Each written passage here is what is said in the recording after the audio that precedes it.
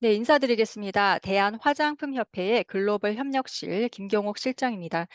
제가 오늘 강의 드릴 내용은 미국의 자외선 차단제 관련 규정입니다. 네, 미국에서는 자외선 차단제가 OTC 드러그로 관리가 되고 있습니다. 우리나라를 비롯한 대부분의 나라에서는 OTC 자외선 차단제가 화장품으로 분류가 되는데요. 왜 미국에서는 의약품으로 규제되고 있을까요? 지금 화면에서 보시면은 미국 그 OTC 드럭법에서 정하고 있는 자외선 차단제 목적과 용도를 보실 수가 있습니다. 햇볕으로 인한 화상을 예방하거나 일광으로 인한 피부암의 위험성을 감소시키고 피부의 조기 노화 위험성을 감소하는 데 도움을 준다. 네, 의약품의 정의에 해당하죠. 그래서 미국에서는 자외선 차단제를 그래서 의약품으로 관리를 하고 있습니다. 미국에서 의약품을 시판하기 위해서는 두 가지 방식 중 하나를 선택하셔야 합니다. 네, 왼쪽 보시면은 첫 번째 방식이죠. 첫 번째 방식은 신약 신청인 New Drug Application, 즉 NDA라고 일컫는 방식입니다. 유효 성분이 모노그래프에 포함되어 있지 않은 경우에 일반적으로 신약 신청 또는 약식 신약 신청을 하셔야 합니다. 안전성 및 유효성을 입증하기 위해서 근거 자료를 확보를 하시고 임상 실험을 수행하셔야 하기 때문에 시간과 비용이 매우 많이 드는 과정입니다. 사전 시판 승인이 필요하고 결과적으로는 FDA가 해당 개별 제품만을 위한 승인을 하게 됩니다. 이 방식은 한 제품군 전체에 대해서 유효 성분을 승인하는 것이 아니라 개별 제품을 승인해 준다라는 면에서 모노그래프 제정 방식과는 매우 다른 과정입니다. 또한 신약 신청서를 제출하고 또 이를 유지하기 위해서는 상당한 비용의 수수료를 FDA에 납부를 하셔야 합니다. 네, 오른쪽 보시겠습니다. 모노그래프 및 최종 명령은 이와는 다른 방식입니다. 이 방식은 일반 의약품, 즉 OTC 드러그에만 해당하는 방식입니다. 사전 시판 승인이 필요하지 않습니다. 시설 등록 시 별도의 연간 수수료를 FDA에 내야 하는데요. 이 부분에 대해서는 뒤에서 설명을 드리도록 하겠습니다. 네, 그럼 OTC 드러그에 대해서 조금 더 자세히 살펴보겠습니다. 네, OTC 드러그일 경우에는 모노그래프라는 것을 따라야 합니다. 모노그래프를 따르지 않을 경우에는 NDA, 즉 신약 신청 절차를 통해서 FDA의 시판 전 허가를 받으셔야 됩니다. 네, 모노그래프란 무엇일까요? 네, 모노그래프란 특정 유효 성분이나 그 조합이 일반적으로 안전하고 또 효과가 있다라고 여겨지는 즉 그레스라는 것을 FDA가 인정하는 문서입니다. 모노그래프에서 명시한 조건과 일치하는 제품은 FDA 추가 검토 없이 시장에 출시를 할 수가 있습니다. FDA는 모노그래프와 일치하는 제품을 모두 일일이 검토하는 것이 아니라 단지 모노그래프를 통해서 특정 유효 성분과 그 함량이 그라스라고 정하는 것입니다. 모노그래프는 OTC 드러그를 시판하기 위한 일종의 레시피 북이라고 할 수 있습니다. 네, 모노그래프는 의약품의 용도 카테고리별로 구분하여 작성이 되는데요. 지금 제가 파란색으로 표시해 놓았습니다. 자외선 차단제, 비듬 방지, 발한 억제제, 여드름용 제품, 피부 보호제 등에 대해서 미국 FDA에서는 모노그래프를 두고 있습니다. 네, 그럼 OTC 모노그래프의 전문은 어디에서 검색할 수 있을까요? 제가 여기 링크를 달아 놓았습니다. 네, 여기 링크로 접속하신 후에 검색하고자 하는 모노그래프의 정확한 아이디, 지금 표에서 보시면은 M001, M002 이렇게 나가는 거 있죠. 그 번호를 넣으시던가 아니면은 찾고자 하는 그 OTC 드러그의 유형, 뭐 예를 들면 선스크린 같은 키워드를 입력을 하시면 검색을 하실 수가 있습니다. 네, FDA에 등록된 OTC 드러그는 일반 대중에게 그 정보가 공개됩니다. 지금 보시는 데일리 메드라는 사이트에서 검색을 하실 수가 있습니다. 지금 제가 각 그 OTC 드러그 주요 카테고리별로 제품 예시를 좀 찾아 놓았습니다. 주로 이제 글로벌 회사에서 이렇게 각 유형별, OTC 유형별로 만든 제품을 드럭 리스팅 하신 거를 지금 링크를 좀 찾아와 봤습니다. 참고하시면 될 것 같습니다. 네. 지금 제가 링크를 굉장히 많이 좀 적어 놨는데요. OTC 드럭 시설 등록과 제품 등록 관련해서 도움이 될 만한 사이트 링크를 모아 놓았습니다. 참고로 말씀드리면은 FDA에서 운영하시는 유튜브 채널을 보시면은 중소기업을 위해서 알기 쉽게 좀 설명을 하고 그 각종 등록 절차를 데모 영상으로 이렇게 올려놓은 영어 강의가 굉장히 많이 있습니다. 지금 링크를 보시면은 시설 등록, 레이블러 코드 요청, 제품 등록과 관련된 데모 영상을 보실 수 있는 동영상도 굉장히 많습니다. 근데 나 영어 못해요 이러시는 분들 있으실 것 같은데요. 유튜브의 자막 기능을 보시면은 지금 아래 동그라미 약간 이렇게 그 톱니바퀴처럼 생겨 있는 버튼 있죠. 그걸 누르시면 그게 설정 버튼입니다. 누르시면은 자막을 설정을 하실 수가 있습니다. 물론 완벽하진 않지만 대충 어떤 내용으로 진행이 되고 있다, 화면 구성이 이렇게 돼 있다라는 데모를 보실 수 있기 때문에 참고를 하시면 되겠습니다. 이걸 본격적으로 설명을 드리도록 하겠습니다. OTC 드럭을 미국에 시판을 하기 위해서는 시설 등록과 또 OTC 드럭 등록, 즉 의약품 등록을 하셔야 됩니다. 의약품 등록을 하실 때 그 NDC 넘버라는 것이 필요한데요. 이 NDC 넘버를 생성하기 위해서는 FDA로부터 레이블러 코드를 요청을 하셔서 받아야 됩니다. 각 단계별로는 뒤에서 좀 더 자세하게 설명을 드리겠습니다. 네. 미국 내에서 사용되는 의약품을 제조하거나 재포장하거나 재라벨링하는 모든 시설은 FDA에 등록이 되어야 합니다. FDA에서는 그 시설이라는 저희는 한국말로 시설이라고 번역을 했는데 여기 표현으로는 establishment라고 얘기를 하고 있습니다. 자, 그럼 OTC 드럭 시설 등록은 언제 해야 할까요? 미국 내에 소지하고 있는 시설의 경우에는 해당 시설에서 의약품을 제조 또는 재포장 또는 재라벨링 또는 회수한 후 5일 이내에 시설 등록을 하셔야 됩니다. 우리나라 같은 경우는 미국 외에 다른 나라에 위치한 시설이죠. 즉 외국 시설입니다. 외국 시설일 경우에는 OTC 드럭 제품이 미국으로 수입이 될 때 이미 그 전에 미리 FDA에 시설 등록이 되어 있으셔야 합니다. 또 의약품 시설 등록하신 후에 연간 갱신을 하셔야 됩니다. 매해 갱신하셔야 되는데요. 어, 기간은 매년 10월 1일부터 12월 31일 사이에 하시면 됩니다. 미국 FDA 보면은 그 CDER Direct라는 사이트가 있습니다. 이 사이트에 아이디를 만드신 후에 시설 등록을 하셔야 하는데요. 시설 등록 시 지금 보시는 정보를 화면에 기입을 해 주셔야 됩니다. 네, 주의하실 거는 지금 제가 빨간색으로 표시한 것 중에 밑줄 친 거 있죠. DUNS라고 돼 있는데 이거 던스 넘버를 말합니다. 신청사, registrant, 그리고 시설, establishment, 그다음에 미국 대리인, US agent, 수입사, importers 이 네 개 모두 던스 넘버가 있으셔야 됩니다. 그래서 시설 등록을 하시기 전에 반드시 먼저 선행되어야 하는 작업이 던스 넘버를 다 발급을 받아 놓고 정확한 던스 번호가 뭔지 던스 번호 등록할 때 그 회사명과 주소지를 뭘로 했는지를 정확하게 정보를 다 정리를 해 놓고 시설 등록을 들어가셔야 됩니다. 네. 그 Establishment Details를 보면은 어 FEI라는 용어가 나옵니다. 이 FEI는 FDA Establishment Identifier의 약자인데요. 우리나라 말로 뭐 표현하자면 시설 사업장 식별자 정도로 말할 수 있겠습니다.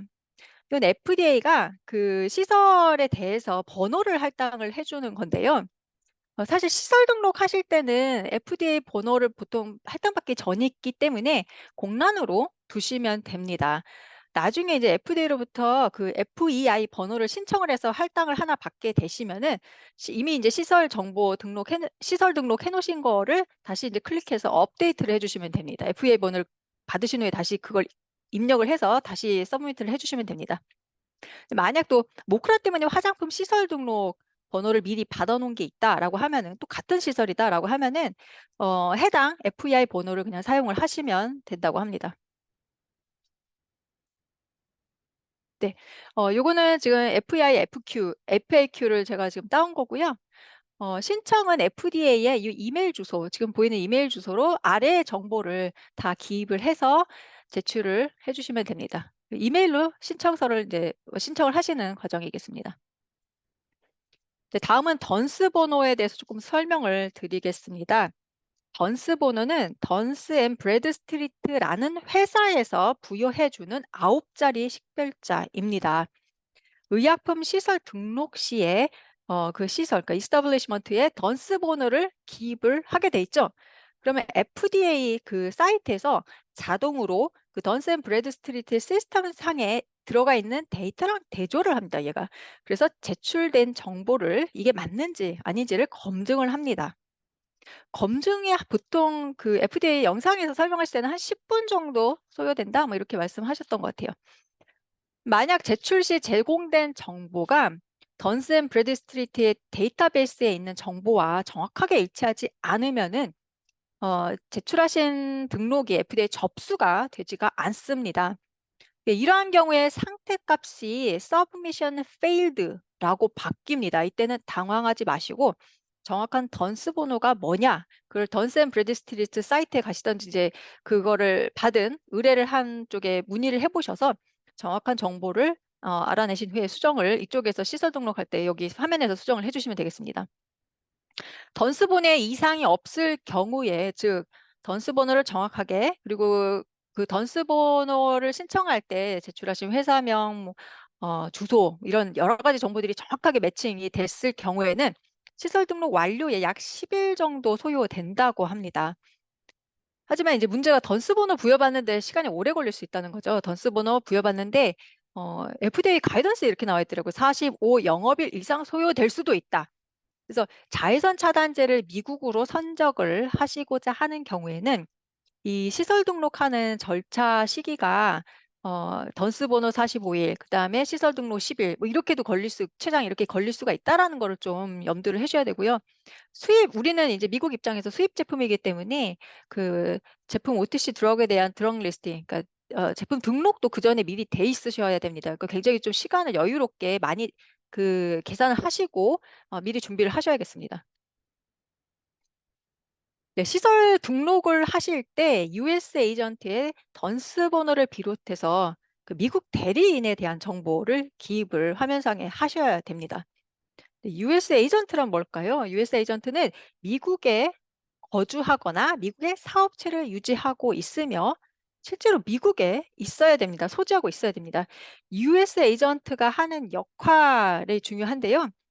FDA가 해외 제조업자와의 의사소통을 원할 시에 이를 돕는 역할, 그리고 미국 FDA가 해외 제조업체, 또 수입업체의 던스 번호도 시설 등록할 때 넣으셔야 된다고 했죠. 수입업체에 대해서 궁금한 사항이 있을 때 이에 대해서 답변을 해주는 역할, 또 FDA가 해외 제조소에 대한 GMP 실사를 내가 가겠다라고 했을 때 그 일정을 잡고 커뮤니케이션 하는 걸 도와주는 역할을 하게 됩니다. 그래서 US 에이전트를 하실 때 반드시 미국에 소재하는 업체, 그리고 의사소통이 우리 회사와 빠르고 원활하게 잘 되느냐, 이런 걸 잘 보셔야지 그냥 가격만 싸다고 이렇게 US 에이전트로 지정을 했다가 나중에 의사소통이 안 되고 FDA에서 연락 온 거 팔로우 안 해주고 이래서 낭패 보시는 경우가 있기 때문에 주의하셔야 됩니다. 네, 시설 등록할 때 비즈니스 오퍼레이션하고 비즈니스 오퍼레이션 퀄리파이어라는 란이 있습니다. 여기 어떤 정보를 넣어야 되느냐. 비즈니스 오퍼레이션은 그 우리나라 말로 번역 굳이 하자라고 하면 사업 운영 형태라고 할 수 있을 것 같은데요. OTC 의약품 그 제조소 시설 등록과 관련해서 그 시설이나 그 제조소가 의약품과 관련해서 어떠한 활동을 수행하고 있는지를 그 카테고리별로 분류를 해 놓은 겁니다. 그래서 여기 이 코드 넘버가 달려 있는 이 용어들은 FDA 홈페이지에 나와 있습니다. 링크 타고 가시면 보실 수가 있고요. 지금 보시는 것처럼 맨 위에서 없는 어널리시스 분석 활동을 하는 제조소다. 뭐 FE 시설이다. FPI 그러니까 활성 성분 제조, 뭐 유통, 라벨, 포장, 회수, 재라벨, 재포장, 미국 대리인 등 여러 가지 카테고리가 있습니다. 네, 그다음에 비즈니스 오퍼레이션을 클릭하고 나면은 그 하단으로 드랍다운 그 하위 카테고리로 드랍다운 되는 메뉴가 비즈니스 오퍼레이션 퀄리파이어입니다. 좀 여러 가지 이제 그 나오는 것 중에서 자기 업체의 그 운영 형태랑 맞는 거를 이제 클릭을 해주시면 되겠습니다. 지금 여러 가지가 보기표가 있는데요. 화, 저희 OTC 드러그랑 관련되는 거는 지금 빨간색, 저희 하늘색으로 표시해 놓은 겁니다. 그래서 CMO 생산업체, MDF 생산업체냐. 요 용어는 지금 생소하실 텐데요. 뒤에 가면 오무파 그 수수료라고 있습니다. 그쪽에서 다시 한번 좀 다루겠습니다. 네, 그럼 OTC 드러그 시설 등록을 하기 위해서 아까 그 시더 디렉트라는 사이트에 로그인을 이제 해서 정보를 기입한다라고 말씀드렸는데요. 이거는 FDA에서 그 강의한 영상 데모 화면에서 제가 캡처해서 가져왔습니다. 지금 CDER 다이렉트라고 맨 왼쪽 위에 있죠. 이 사이트에 이거 지금 모크라이에서 그 등록하는 사이트랑 동일한 사이트를 지금 사용을 합니다. 그래서 아마 그 원래 기존의 시더 다이렉트에 모크라이 화장품 등록을 기능을 추가하신 것 같아요. FDA에서. 동일한 그 사이트고요. 거기에 이제 로그인하고 패스워드 만드신 다음에 이제 그걸로 로그인을 이제 하시면 되겠습니다. 그리고 시연 동영 영상은 제가 밑에 그 링크를 하나 달아놨죠. 유튜브 링크. 거기에 15분 20초라고 돼 있는데 그 클릭하시면은 딱 그 시점부터의 영상 보실 수가 있거든요. 그 데모 화면이 있습니다. 그래서 이거 참고하셔도 좋겠습니다. 로그인을 이제 하시고요. 제가 앞에서 설명드린 정보들을 입력합니다. 근데 화질이 좋지는 않아서 제가 캡처해서 가져왔는데 조금 흐릿하더라고요. 근데 여기에 있는 그 입력해야 되는 정보들은 제가 앞으로 다시 돌아가 볼까요? 제가 앞에서 지금 여기 다음의 정보를 온라인으로 제출한다라고 써져 있는 이 정보들입니다. 화면에 있는 거 제가 보고 그대로 옮겨왔거든요. 그래서 이 정보들을 미리 준비를 하시고 시더 다이렉트 사이트에 로그인 하신 후에 화면에서 하나씩 입력을 하시면 되겠습니다. 그리고 각 항목별로 커서를 갖다 대서 클릭하면은 그 항목이 어떤 의미인지 구체적인 설명이 그 팝업 창으로 나오거든요. 그래서 그걸 보시면 될 것 같고요. 그리고 제가 봤을 때는 여기 그 별 표시되어 있는 거는 그 항상 입력해야 되는 필수값인 것 같습니다. 그래서 모든 정보를 다 기입을 했다. 그리고 나서 이제 제출 버튼을 누르겠죠. 그래서 제출 버튼은 서브미트 SPL이라고 적혀져 있는 버튼입니다. 그걸 누르고 나면은 상태 값이 여기서는 이제 그 밑에 표에서 보시면 스테이터스라고 돼 있는 그 항목이 있죠. 그 상태 값이 waiting acceptance로 되어 있는 것을 보실 수가 있습니다. 네, 그리고 나서 FDA에서 이걸 자동으로 이제 검증하는 프로세스를 거치게 됩니다. 여기에 이제 약 10분 정도 소요된다고 하고요. 그때 이제 던스 넘버 같은 거를 그 던스 앤 브래드스트리트에 있는 DB랑 이렇게 비교해서 미스매칭 되는 게 없는지를 확인한다고 합니다. 그래서 던스 넘버를 검증해서 이상이 없다. 그러면은 그 상태, 스테이터스 값이 submission accepted로 바뀌게 됩니다. 근데 만약에 시설 등록 시 기입한 값, 그러니까 던스 넘버 값에 예를 들어서 오류가 있다라고 하면은 submission failed로 바뀌게 됩니다. 그럴 경우에는 이제 던스 넘버가 정확한 게 뭔지를 찾아서 다시 수정해서 제출을 해주시면 될 것 같고요. 제대로 된 정보를 정확하게 잘 작성을 해서 제출했다라고 하면 submission accepted가 되죠. 그러면은 하루나 이틀 정도 지나면은 그 FDA 웹사이트에서 그 OTC 드러그 의약품 시설 등록된 리스트를 검색하실 수 있는 검색창이 있는데 거기서 이제 검색이 되기 시작하십니다. 근데 참고로 말씀드리면 FDA에서는 시설 등록 인증서 이런 건 발행하지 않습니다. 그래서 이제 간혹 뭐 인증서 진짜 모양 상장 모양 같은 거에 인증서 받았어요라고 하시는 거는 이건 다 과대 광고고요. FDA에서 그렇게 하지 말라고 합니다. 만약 고객사가 여러분의 회사가 FDA 그 시설 등록이 OTC 드럭 시설 등록이 의약품 시설 등록이 돼 있는지 증명을 해달라라고 만약에 요청하신다라고 하면은 그 FDA 사이트에서 이렇게 입력하면은 우리 회사 검색이 됩니다. 그 검색 화면을 보여주시면 되겠습니다. 네, 그럼 OTC 드럭 시설 등록은 언제 해야 될까요? 매년 10월 1일부터 12월 31일까지 그 등록을 갱신을 해주셔야 됩니다. 기존에 제출된 정보에 대해서 전혀 변경사항이 하나도 없다. 그럼 간단합니다. 변경 없음 보고라는 기능이 있거든요. 그걸 제출을 해주시면 돼요. 그걸 클릭해서 제출을 해주시면 됩니다. 근데 이 기능은 10월 1일부터 12월 31일 요 기간 2달 동안 10월 11일 3달이네요. 3달 동안에만 액티베이션이 되고요. 그러면 이제 예를 들어서 연락처 정보, 회사명, 사업장 주소, 그 비즈니스 오퍼레이션 퀄리파이어, 뭐 US 에이전트 이런 정보에 대해서 변경사항이 있을 경우 그럼 언제 갱신해야 돼요라고 물어보시면은 변경사항이 그 10월 1일까지 기다릴 필요가 없고요. 변경사항이 발생한 날로부터 30일 이내에 하셔야 됩니다. 그리고 시설 폐업을 하셨거나 아니면 그 시설이 더 이상 의약품 제조를 하지 않는다.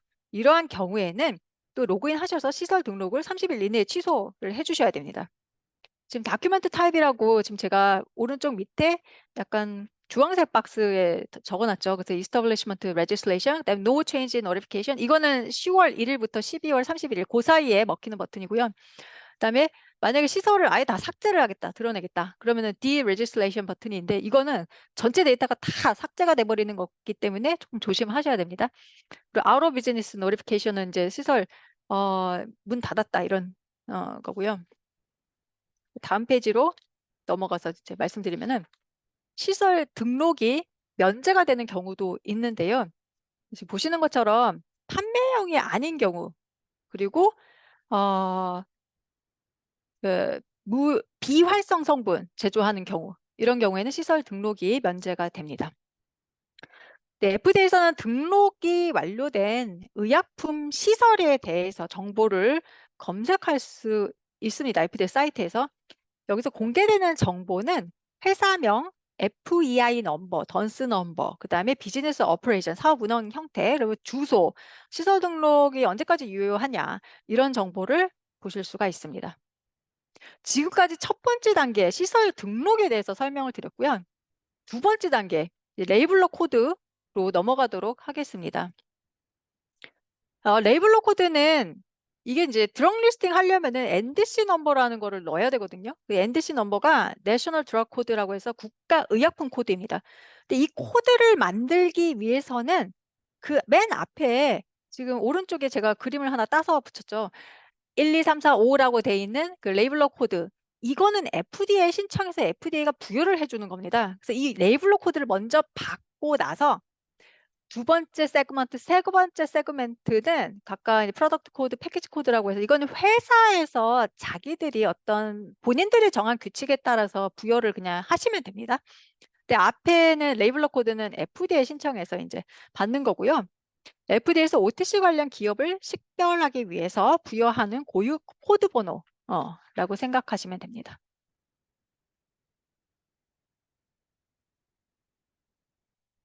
네, 지금 보시는 이 네모 박스에 있는 정보들, 회사명, 던스 번호, 시설의 주소, 등록자 연락처 정보나 그다음에 미국 대리인 정보 이러한 정보들을 어, 그 사이트에 FDA 사이트에 들어가셔갖고 이제 제출을 하시고, 근데 이게 레이블러 코드 SPL 다큐멘트라고 이제 그 부르는 양식인데요. 이걸 FDA 온라인으로 제출을 하셔서 NDC 레이블러 코드 리퀘스트 그 버튼이 있습니다. 그걸 클릭을 하시고 이제 이 정보들을 입력을 하시면은 레이블러 코드 요청이 들어갑니다. FDA. 그리고 저기 지금 보시면은 제가 FDA에서 제작한 강의 영상의 링크 기재해 놓았는데요. 54분 8초부터 보시면은 레이블러 코드 요청 시연 데모 화면도 보실 수가 있습니다. 네, 이거는 실제 강의 영상에서 데모 화면에서 제가 캡처해서 가져왔고요. 자, 레이블러 코드 요청 지금 하는 화면입니다. 지금 맨 위에 보시면은 그 헤더 디테일즈라고 있죠. 거기 다큐멘트 타입이 있습니다. 그래서 시설 등록할 때는 시설 등록, 그 establishment request 그거 클릭하시면 되고 지금 우리는 NDC 레이블러 코드 요청하는 거죠. 그래서 지금 NDC 레이블러 코드 리퀘스트를 이제 클릭을 설정이 되어 있습니다. 나머지 밑에 set ID, 루트 아이디는 FDA에서 자동으로 만들어 놓은 거기 때문에 이거는 뭐 정보를 건드시면 안 되고요. 아마 저기 클릭해도 이게 안 먹힐 거예요. 그리고 버전 넘버는 이게 처음 요청하는 거기 때문에 1으로 자동으로 설정돼 있고요. 그다음 밑에 있는 레이블러 디테일즈 요 란에 가셔서 이제 정보를 쭉 입력을 하시면 됩니다. 여기에 입력해야 되는 정보는 앞장 슬라이드에 제가 쭉 적어 놨죠. 요거를 이제 입력하시면 되겠습니다. 네. 여기 다시 한번 이제 말씀드리고요. 그래서 모든 정보가 입력이 됐다. 그래서 레이블러 코드 리퀘스트에 필요한 정보들을 다 입력을 했다. 그래서 제출 버튼을 눌렀다. 그러면 상태 값이 awaiting acceptance가 됩니다. 그러면 레이블러 코드가 부여가 되면은 FDA에서는 지금 보시는 이러한 양식의 메일을 어, 그 신청한 회사의 이메일로 전송을 하게 됩니다. 자, 레이블러 코드 변경이 필요할 때가 있거든요. 지금 보시는 사항, 뭐 회사명이라든가 던스 번호, 주소, 레이블러 컨택트의 연락처 정보라든가 US 에이전트가 바뀌었다. 아니면 사업 운영 자격자, 퀄리파이어 이런 정보들에 만약에 변경이 있다라고 하는 경우에는 그 레이블러 코드 사이트 다시 들어가셔서 30일 이내에 정보를 그러니까 업데이트 해주셔야 됩니다. 이제 2단계 끝났습니다. 이제 3단계입니다. OTC 드러그 제품 등록. 영어 표현으로는 드럭 리스팅이라고 말을 하고요. 드럭 리스팅에 대해서 설명드리겠습니다. 지금 보시는 정보들을 아까 말씀드린 그 시덜 다이렉트 사이트에 로그인 하셔서 이제 제출을 하시는 거고요. NDC 번호를 받기 위해서 아까 레이블러 코드 리퀘스트를 하신 겁니다. 그리고 제품명, 제형, 투여 경로, 성분, 패키징, 그 아트 도안, 패키징 그 디자인이나 아니면 사진 해상도가 굉장히 높은 사진 이런 것들, 제조사의 정보, 라벨링 이런 정보들을 OTC 드럭 제품 리스팅 할 때 제출을 해주셔야 됩니다. 조금 자세하게 설명드리면은 제형이라고 하는 거는 이 제품이 크림인지 패치인지 알약인지 그런 것들을 말하는 거고요. 뭐 예를 들면 자외선 차단제 같은 경우에는 로션제다, 크림제다, 뭐 이런 것들을 의미를 합니다. 그리고 투여 경로 같은 경우에는 제품이 사용되는 인체 부위인데요. 자외선 차단제 같은 경우에는 국소 부위에 사용을 하기 때문에 영어 표현으로는 토피칼이라는 거를 이제 클릭을 하시면 됩니다. 그리고 성분 같은 경우에는 또 활성 성분, 비활성 성분 다 그러니까 약간 카테고리별로 분류돼서 리스팅 해주셔야 되는데 활성 성분일 경우 그 자외선 차단제 주성분이죠. 그 경우에는 함량도 그 화면에 기입을 해주셔야 됩니다. 그리고 패키징 정보라는 거는 의약품의 이제 포장 형태야 포장 단위도 기재를 해주셔야 되고요. 라벨링 같은 경우에는 포장 그 아트워크 도안 늘 제출을 해주셔야 됩니다. 그리고 OTC 드러그 리스팅을 하신 후에 정보를 변경해야 되는 사항이 또 발생할 수가 있습니다. 아까 입력하셨던 정보 중에 어떠한 변경 사항이 있을 경우, 그러니까 제조사 또는 레이블러의 회사명이라든가 던스 번호라든가 비활성 성분에서 활성 성분은 변경할 수가 없죠. 그거는 모노그래프 상에서 딱 지정이 돼 있으니까 그 비활성 성분에서 어떤 변화가 있다던가 아니면 나 우리 더 이상 이 제품 이제 팔지 않는다 이런 변경 사항이 있을 경우에는 어, 30일 이내에 이제 이것도 저기 업데이트를 해주셔야 됩니다. 매년 10월 1일과 12월 31일 사이에 해주셔야 됩니다.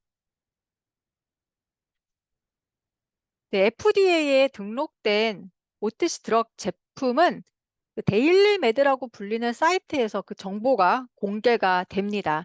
여기 링크 타고 들어가시면은 지금 뭐 제품명의 일부 혹은 NDC 코드 뭐 여러 가지 정보를 가지고 검색을 하실 수가 있거든요. 제가 지금 하나를 예시로 검색을 해봤습니다. 이거 뒤에 나와 있는 예시 제품의 이제 실제 검색 화면인데요. 지금 제가 땡땡이 빨간색으로 표시한 박스를 보시면 플러스 버튼이 있거든요. 이걸 클릭을 하시면은 그 제품의 패키지 아트워크 포장 디자인을 보실 수가 있습니다. 그 표시 기재 사항이 이 제품은 어떻게 했는지를 보실 수가 있는 거죠. 네, 이렇게 시설 등록, 레이블러 코드 요청, 그다음에 제품 OTC 드럭 제품 등록까지 다 마쳤습니다. 근데 미국에 이런 자외선 차단제를 수출하기 위해서는 돈이 상당히 많이 든다라는 말씀을 들어보셨을 거예요. 근데 그 이유 중에 하나가 제조소 시설에 대해서 FDA에서 수수료를 부과를 하기 때문입니다. 이게 이제 OTC 모노그래프 드러그 유저 피 프로그램이라고 해서 이걸 줄여서 오무파라고 부르거든요. OTC 모노그래프 사용자 수수료 프로그램. 그러니까 OTC 모노그래프에 명시된 그런 제품들을 그런 유형군을 생산하는 공장은 미국 FDA에 매년마다 돈을 내, 수수료를 내라는 것입니다. 이 수수료가 생각보다 굉장히 큽니다. 지금 보시면은 표에 제가 적어 놨죠. 2024 회계연도의 수수료 요율이라고 해서 미화 얼마고 하나 얼마다 이렇게 적어 놨는데요. 거의 5천만 원입니다. 그 MDF라는 용어, CMO라는 용어 아까 잠깐 나왔었는데 뒤에서 설명드리겠습니다라고 말씀드렸죠. OTC 모노그래프 의약품 시설 요걸 MDF라고 하고요. 쉽게 말해서 자체 브랜드를 생산하는 제조업체, 그러니까 내 공장에서 내 브랜드를 만든다라는 업체고요. CMO는 계약 제조 업체입니다. 그러니까 OEM사라고 생각하시면 되겠습니다. 근데 질문이 이런 질문도 저기 주셨거든요. 사전 등록하셨던 분들 중에서. OTC 드럭 중에서 어떤 카테고리를 생산하느냐, 그러니까 예를 들면 이거 자외선 차단제 생산하는 경우, 뭐 비듬 방지 샴푸 생산하는 경우, 아크네 제품 생산하는 경우 이런 거에 따라서 시설 수수료가 다른가요? 어떤 건 좀 싼가요? 비싼가요? 이런 질문 주셨는데요. OTC 드럭 제품 중에 어떤 카테고리를 생산하느냐에 따라서 시설 수수료가 달라지지는 않습니다. 달라질 수 있는 기준은 지금 표에서 보시는 것처럼 이게 MDF 시설이냐 CMO 시설이냐 이 차이거든요. 이제 자기 공장에서 자기 브랜드를 생산하시는 그런 MDF일 경우에는 지금 하나 약 4,800만 원 정도 되는 금액을 FDA에 매년 납부를 하셔야 되는 거. 이 금액은 또 매해 인상되고 있습니다. 그리고 뭐 코스맥스 같이 예를 들면 콜마 같이 OEM 업체다라고 하면은 그거의 그 3분의 2 가격입니다. 3,200만 원 하나로는 요 금액을 인제 매해 FDA에 납부를 하셔야 된다는 거죠. 자, 그럼 오무파 관련해서 자주 하시는 질문들을 제가 슬라이드 2장에 좀 적어 봤습니다. 네, 첫 번째 질문입니다. 대기업과 소기업이 내야 하는 FDA에 내야 하는 수수료가 금액이 다른가요? 라는 질문 주셨는데요. 다르지 않습니다. 기업의 규모와 관계없이 동일한 수수료가 적용이 되고요. 단지 이제 수수료가 좀 금액이 달라지는 거는 아까 말씀드린 것처럼 MDF냐, 그 시설의 CMO냐, 그 차이 때문에 이제 어, 내는 비용이 조금 수준이 달라지게 됩니다. 자, 처방의약품, 복제약, 의료기기, 이런 제품들도 지금 오무파랑 비슷하게 수수료를 내셔야 되거든요. 그런 다른 그 카테고리에서 수수료를 낸 경우에는 난 그럼 OTC 드러그 또 FDA에 또 돈 내야 돼? OTC 드러그 모노그래프 안 내도 되는 거 아니에요? 그 오모파 안 내도 되는 거 아니에요? 라고 질문 주셨는데요. 어, 아닙니다. 그거랑 상관없이 OTC 드러그를 제조하는 시설이고 그 시설에서 제조된 걸 미국에 수출하신다라고 하면은 오모파 수수료 반드시 납부하셔야 됩니다. 네, 세 번째 질문입니다. 2024 회계연도 오모파 시설 수수료는 언제 납부하면 되나요? 라고 질문 주셨는데요. 납부 기한이 2024년 6월 3일까지였습니다. 네, 6월이라서 이미 지났고요. 자, 그 시설 수수료 아까 4,800만 원 뭐 이 정도 됐었죠. 그 시설 수수료가 근데 또 매해 인상이 됩니다. 매해 올라가고 있어요. 그게 이유가 뭘까요? 라고 질문 주셨는데요. 미국에서 법으로 오무파 수수료는 얼마 이렇게 산정한다라고 정해 놓은 게 있습니다. 미국 법에 따라서 시설 수수료 요율을 설정을 해서 총 시설 수익 금액을 산정을 하게 돼 있는데요. 예를 들면은 2024 회계 연도의 경우에는 그게 한화로 환산하면 약 430억 상당입니다. 각 회계연도의 시설 수수료 요율을 계산을 할 때 FDA는 첫 번째, 수수료 납부 의무를 가진 시설의 숫자가 몇 개인가. 두 번째, CMO 대비 MDF의 숫자 비율이 어느 정도 되는가. 세 번째, 그 인플레이션 및 이런 기타 조정으로 인한 거를 좀 감안을 해서 이제 수수료를 산정을 매해 다시 하시거든요. 그래서 2024 회계연도의 시설 수수료는 그 전년도 대비 약 31% 정도 인상된 금액입니다. 따라서 내년에 또 요 정도 올라갈 수 있다라는 거죠. 다음 질문입니다. 수수료는 제출된 제품별로 부과가 되나요? 아니면 조제법별 수수료인가요? 아니면 시설별 수수료인가요? 라고 질문 주셨는데요. 오무파는 시설에 대해서 부과되는 수수료입니다. 제품별로 부과되는 게 아니고요. 그냥 한 시설에 대해서 시설별로 내시는 거고요. 또 매해 납부하셔야 됩니다. 또 수수료 통지를 받았는데요. 제 시설은 이 오음파 시설 수수료가 부과돼야 되는 대상이 아닌데 라고 이제 "어떻게 해야 되나요?"라고 질문 주셨거든요. 만약에 인제 그 질문 주신 분의 시설이 OTC 모노그래프 의약품 시설이 또 아니고 또 오무파 20 그 회계연도 해당 회계연도의 시설 수수료 부과 대상이 아니다라고 생각되면 FDA로 이메일로 문의를 하셔야 됩니다. 그 자기가 "부과 대상이 아니다."라고 이제 설명하는 사유를 이제 근거와 함께 FDA 이메일로 보내주시면 FDA에서 조치를 인제 하시는 걸로 FDA 홈페이지에 나와 있습니다. 어 이 슬라이드에서 마지막 질문이고요. "FDA 시설 식별자 번호란 무엇인가요? FEI 번호가 무엇인가요?"라고 질문 주셨고요. 이 번호는 FDA가 그 규제 대상 시설을 추적하기 위해서 발행하는 고유 식별자입니다. 이게 인제 OTC 시설 수수료 납부를 추적하는 데에도 사용이 됩니다.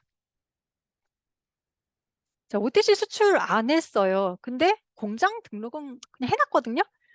"그럼 오문파 수수료 내야 되나요?" 라고 질문 주셨는데요. 내셔야 됩니다. 네, FDA 시스템에 시설 등록이 되어 있는 경우에는 무조건 수수료를 의무적으로 납부를 하셔야 됩니다. 하지만 지금 말씀드리는 경우에는 수수료가 적용되지 않습니다. 예를 들어 그 완제가 아니죠. 그 의약품의 원료의 의약품 API만 제조하는 시설이다. 그것만 제조한다. 이런 경우이거나 아니면은 그 OTC 드러그 관련 활동, 생산, 유통, 판매를 다 중단하시고 FDA 시스템에서 그 인제 제품 뭐죠? 그 시설 등록 그 삭제를 신청하시거나 또 제품 리스팅 삭제까지 다 하신 경우에는 그다음에 인제 부과되는 수수료가 적용되지 않습니다. 다음 질문이죠. A라는 브랜드사가 B 공장을 통해서 자외선 차단제를 생산하고 이것을 OTC 등록을 진행한다라고 하면은 A도 등록하고 B도 등록해서 각각 다 오무파 FDA 수수료 내야 되나요?"라고 질문 주셨거든요. A 브랜드사가 B 공장을 통해서 인제 제품을 생산하시는 경우에는 B는 OEM 업체죠. 그래서 CMO 그 오무파에서 말하는 용어로는 CMO입니다. 계약 제조 업체이기 때문에 B 공장은 업체 등록이 필요합니다. FDA 수수료는 다시 말씀드리지만 이 실제 인제 제조하는 제조사에 부과가 됩니다. 네, 다음 질문입니다. 이전에 OTC로 판매되었던 제품을 취하했을 경우에도 사용자 수수료가 부과되나요? 또 당해 연도에 제품 등록만 되어 있고 생산 및 판매 이력이 없을 경우에도 수수료 면제 없는 경우 수수료가 면제될 수 있습니까? 라고 질문 주셨거든요. 해당 회계 연도 직전 연도의 12월 31일 이전에 OTC 모노그래프 의약품과 관련된 모든 활동을 중단한 시설, 그리고 의약품 시설 등록 요건에 따라서 이러한 사항을 변경 사항이 FDA 시스템에 반영될 수 있도록 FDA 사이트 접속해서 다 업데이트해 주신 경우에 시설 등록 수수료가 면제될 수 있습니다. 다시 말씀드리자면은 매년 10월 1 일부터 12월 말 사이가 OTC 시설 등록 및 제품 등록 갱신 기간입니다. 이 갱신 기간 동안에 삭제 처리, 즉 디리스팅을 하시면은 사용자 수수료가 부과되지 않는다라고 합니다. 네, 시설 등록 비용을 납부하지 않으면 어떤 후속 조치가 있습니까? 질문 주셨는데요. 수수료를 납부하지 않은 업체는 FDA 체납자 리스트에 공개가 됩니다. 해당 업체에서 생산되는 OTC 제품을 부정 표기로 FDA에서는 간주를 하기 때문에 수입 통관이나 유통 시 추후에 문제가 되실 수가 있습니다. 예를 들어 시설 등록 비용 납부하지 않았다. 한 2-3 개월은 이제 뭐 기다려 줄 수도 있겠죠, FDA에서. 근데 그걸 기다려도 납부하지 않는다. 뭐 합당한 사유도 없다. 그럼 인제 미국으로 수출되는 제품이 수입 통관 시 세관에 이제 걸리기 시작합니다. 세관에 걸리게 되면은 쉽백을 해 주든가 폐기 처분을 하든가 해야 되는데 그 문제뿐 아니라 FDA 시스템에 그 해당 제조사, 그다음에 그걸 또 수출하는 회사, 수입사 다 인제 DB 안에 다 잡혀 있잖아요. 리스트에 다 올라가요, 블랙리스트에. 그래서 그다음에 미국에 수출하실 때 세관에 걸릴 확률이 굉장히 높아집니다. 그리고 이미 유통이 되고 있는 제품이 있다라고 하면은 아주 심한 경우에는 리콜 조치도 받을 수 있다라고 하니까 주의하셔야겠습니다. 네. 제조사 공장 등록은 취하했지만 등록된 제품이 남아있는 경우에 수수료를 내야 하는가 질문 주셨는데요. 시설 등록 삭제 처리를 하시면은 자동으로 '아 제품도 삭제 처리가 연동돼서 되는 거 아니야?'라고 착각하시는 경우가 있습니다. 그렇지 않습니다. 시설 등록 즉 제조사 등록을 취하를 하더라도 어 그 제품 등록 사이트에 다시 또 들어가셔 갖고 거기서 다 또 디리스팅 하셔야 되거든요. 거기 안 하시면 FDA 데이터가 그냥 남아 있는 겁니다. FDA 데이터가 남아 있으면은 FDA에서는 공장 시설 등록 데이터베이스, 그다음에 드럭 리스팅한 제품 의약품 등록 리스팅, 거기 양쪽에 어느 한쪽에 다 어느 한쪽이 걸리면은 그냥 오모파 비용 그 납부 의무를 부과를 합니다. 그래서 주의하셔야 되고요. MDF이기도 하고 CMO이기도 하면은 "난 비용 어떻게 내야 돼요?"라고 질문 주신 경우인데요. 이런 경우에 MDF로 등록을 하시면 됩니다. 이 MDF이자 CMO다 다 등록하는 거는 아니시고요. 어 이거 MDF로 등록을 하시고 그 비용을 납부를 하시면 됩니다. 그리고 마지막 질문입니다. OTC 제품이 어떤 이유에서든 FDA로부터 페널티를 당했습니다. 근데 이 같은 공장에서 화장품도 생산을 하는데 이때 미국으로 수출할 때 문제가 없을까요? 근데 문제가 되지는 않는 것으로 알고 있습니다. 네, 이제는 자외선 차단제의 표시 기재 사항을 중심으로 좀 설명을 드리도록 하겠습니다. 미국의 자외선 차단제 모노그래프 역사는 지금 보시는 것처럼 매우 길고 복잡합니다. 그래서 아직도 파이널라이즈가 안 돼 있습니다. 2021년 9월 24일 날짜로 FDA는 자외선 차단제의 품질 안전성 효능 개선을 목적으로 Deemed Final Order, 즉 최종 간주 명령이라고 하는 것을 FDA 웹사이트에 게시를 했습니다. 그리고 이거를 다시 또 개정 및 수정하기 위해서 Proposed Order, 명령 제안이라는 것도 FDA 웹사이트를 게시를 했습니다. 이제 이 Proposed Order이라는 게 그럼 언제 확정이 되느냐. 사실 이게 FDA에서 언제 확정할지 그 마감 기한을 정해 놓지를 않았어요, 법에서.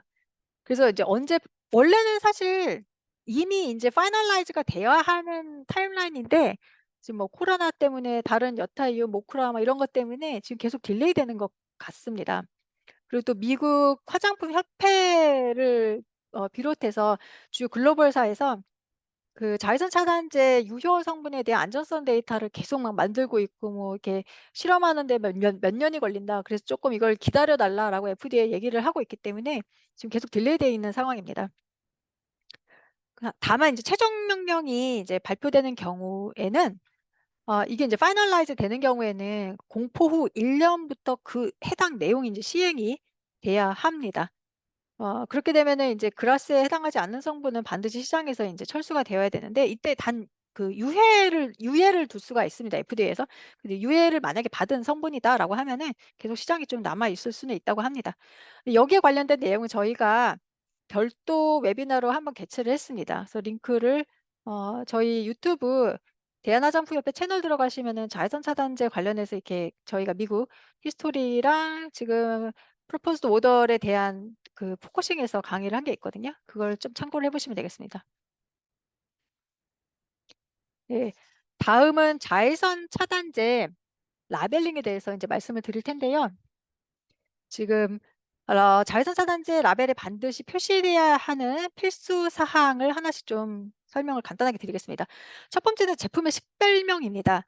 즉 SOI란 간단하게 말해서 의약품을 이렇게 구분할 수 있는 명칭입니다. 자외선 차단제 같은 경우에 그 라벨에 선스크린이라고 표시를 하면 되시겠죠. 자외선 차단제 라벨은 어 자외선 차단제 이제 표시 기재 하실 때 꼭 그 SPF를 포함해서 지수를 표시를 하셔야 됩니다. 최종 명령에서는 최대 표시값을 지정하고 있지는 않습니다. 근데 지금 제한된 규칙 proposed order에서는 이제 최대 표시값 50 플러스로 또 제한을 해서 왔습니다. 근데 이번에 또 다시 제한된 명령 2021 년도에 제한된 건데 60 플러스까지로 제한을 하고는 있습니다. 하지만 이게 파이널라이즈가 되진 않았죠. 그리고 파이널라이즈가 되면은 그게 그 낸 제한 60 플러스 그걸로 그대로 갈지 또 아님 뭐 바꿀지 이것도 사실은 좀 불투명합니다.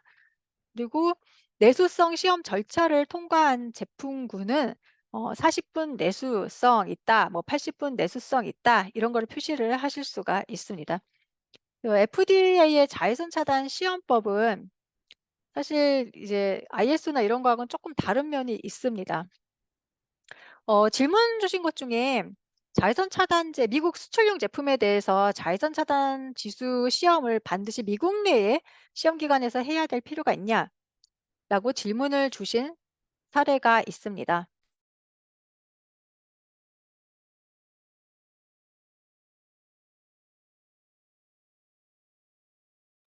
그 질문에 대한 답을 드리자면요. 반드시 미국 내에 테스팅 기관에서 하실 필요는 없습니다. 만약 한국에서 하실 경우에는 그 FDA에서 정한 자외선 차단 시험법에 따라서 하고 있는 곳이냐 그걸 보시면 될 것 같습니다. 그리고 웨비나 사전 등록자로부터 저희가 받은 질문 중에요. 미국 수출용 제품 관련해서 국내에서 시험 가능한 그 SPF 지수 시험 가능한 곳이 있느냐라고 문의를 주셨습니다. 저희가 인체 적용 시험 기관 협의회 쪽에 문의를 드려 봤는데요. 지금 FDA 시험법으로 테스팅 가능한 기관으로 뭐 P&K, 더마프로, IEC 코리아, 엘리드, 대한피부과학 연구소 등 어느 정도 이제 규모를 갖추신 시험 기관에서는 가능하신 것으로 인제 말씀을 들었고요. 그리고 테스팅 비용은 자외선 차단 지수가 대략 한 500만 원에서 900만 원 사이이고 여기에다가 내수성 시험을 만약에 포함할 경우에는 대략 1,000만 원에서 1,400만 원 정도라고 합니다. 하지만 이것은 비용은 의뢰하시는 제품이 뭐냐 혹은 또 저기 시험을 해 주시는 기관이 어디냐에 따라서 쪼끔씩 다를 수 있기 때문에 고거는 좀 감안을 해 주시기 바랍니다. 그리고 자외선 차단제 라벨링 내용물의 실중량 표시하셔야 되고요. 제조사, 포장업체, 유통사도 명기를 하셔야 됩니다. 그 사전 등록하신 분들 질문 주신 것 중에 부작용 연락처 또 물어보신 경우 있거든요. 소비자가 심각한 부작용을 겪었을 때 이걸 반드시 인제 그 보고를 할 수 있도록 자외선 차단 제품의 미국 내 전화번호 또는 우편 주소를 표시를 해 주셔야 됩니다. 네. 그리고 의약품에서 기재해야 되는 사항 중에 하나가 정확한 로트 번호 그리고 유효 기간도 명시를 하셔야 됩니다. 참고로 설명드리면은 미국에서는 화장품에 대해서 유효 기간을 꼭 써라라는 그런 규정이 없습니다. 근데 인제 제품에 대한 그 책임 어 뭐 이런 것 때문에 "나는 유효기간 명시했어. 근데 이걸 지나 갖고 소비자가 썼기 때문에 소비자가 뭐 이렇게 뭐가 얼굴에 나든가 부작용이 생긴 거야."라고 이렇게 돌릴 수가 있잖아요, 유효기간을 써 놓으면은. 그래서 그런 이유로 인제 쓰시는 거지 미국 법에서는 화장품에 대해서는 유효기간을 꼭 적어라라는 규정은 없습니다. 근데 의약품에서는 꼭 적으셔야 되고요. 네, 드러그 팩트에 대해서 패널에 대해서 말씀드리겠습니다. OTC 드러그는 의약품 정보를 반드시 FDA가 요구하는 매우 구체적인 형식으로 기재를 해 주셔야 됩니다. 이 정보는 그 모노그래프에서 정하고 있는 고대로 표시를 해서 해 주셔야 되고요. 만약에 인제 변경을 했다 그러면 안 되십니다. 여기 보시는 것처럼 활성 성분 목적, 용도, 경고 문구, 지시사항, 기타 정보, 비활성 성분, 또 문의처 이렇게 정보를 기재를 해 주셔야 됩니다. 이 제품은 이제 드러그 팩트 패널 예시고요. 브로드 스펙트럼인 제품, SPF가 15 이상인 제품, 내수성 40인 이런 경우의 예시입니다. 네, 지금 예시를 제가 몇 가지 가져왔는데요. FDA에 등록된 FDA가 승인해 줬다라는 의미는 아닙니다. 등록 왜 이거는 사전 허가가 아니잖아요. OTC 드러그는. 어. 그래서 FDA에 등록이 돼 있는 그다음에 단순히 리스팅이 돼 있는 제품을 데일리메드라는 사이트에서 검색을 하실 수 있다라고 제가 아까 말씀드렸죠. 거기에서 글로벌 제품들의 자외선 차단제를 제가 몇 가지 좀 검색을 해 봤습니다. 첫 번째 이제 로레알이고요. 강의 자료 미리 공유를 해 드렸기 때문에 자세하게 보실 수가 있을 겁니다. 두 번째 이제 로레알 제품, 아비노, 이건 일본 제품이죠. 시세이도. 예. 요렇게 좀 몇 가지 찾아봤습니다. 그리고 비오레 뭐 이렇게. 네. 그다음에는 인제 경고 서한에 대해서 좀 알아보겠습니다. 경고 서한이라고 하는 거 언론에서 좀 많이 났을 것 같아요. 미국에 수출하는 회사 중에서 이 경고 서한 워닝 레터를 받는 한국 회사들이 생각보다 많이 있습니다. 제 개인적으로 생각할 때는 이건 미국법 우리가 어 제품이 뭐 어 품질에 문제가 있다 이런 거라기보다는 그냥 미국법에 대해서 우리가 잘 모르고 이해가 부족해서 좀 생긴 것이 아닌가라는 생각을 해 봅니다. 미국에 수출되는 제품, 미국 입장에서 수입되는 제품이 미국 법규를 준수를 하지 않았다라고 했을 경우에 처할 수 있는 조치가 이렇게 경고 서한을 보내는 게 있습니다.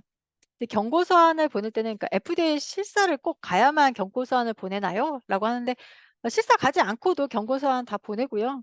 FDA가 이 회사의 제품을 광고하는 뭐 유튜브, 트위터, 뭐 페이스북, 걔네 자사 홈페이지, 뭐 패키징 이런 거 다 살펴봅니다. 다 살펴봐서 의약품의 효능 효과를 얘기를 했다. 화장품인 경우에 화장품으로 팔았는데 의약품의 효능 효과를 얘기했다든가 아니면은 이건 그냥 진짜 OTC 드러그로 들어와야 되는 건데."라고 했는데 드럭 리스팅이 안 돼 있다라든가 뭐 여러 가지 경우 뭐 "미생물이 오염됐다. 그 세관에서 뭔가 검사를 해 봤는데 미생물이 오염됐다." 뭐 이런 여러 가지 경우에 이렇게 워닝 레터를 FDA에서 발행을 하게 됩니다. 이 워닝 레터는 공개가 되거든요. FDA 웹사이트에 올라갑니다. 그리고 그 회사가 무엇을 잘못했는지에 대해서 굉장히 상세하게 정보가 공개가 됩니다. 워닝 레터 받은 최근 사례 2024년 9 월에 받은 사례고요. 사실 한국 업체 굉장히 많이 찾을 수 있었는데 사례를 그거는 제가 지금 따로 강의 자료에는 담지는 않았습니다. 근데 일부러 인제 외국 회사 거를 가져왔고요.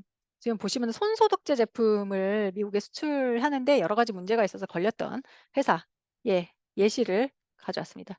여기 보시면은 맨 마지막에 시정 조치 계획을 영업일 15 영업일 이내에 FDA에 회신해라라고 나오는 문구가 있습니다. 이게 굉장히 중요합니다. 15일 이내에 반드시 FDA에 이 워닝 레터에서 지적한 사항에 대해서 내가 어떻게 고쳐 나갈 건지를 반드시 회신을 하셔야 됩니다. 이거 무시했다가 나중에 크게 낭패 보시는 경우 많이 있습니다. 뒤에서 또 한번 설명드릴게요. 네, 경고 서한 워닝 레터를 받게 되는 대표적인 유형입니다. 1 번부터 7번 하나씩 뒤에서 살펴보겠습니다.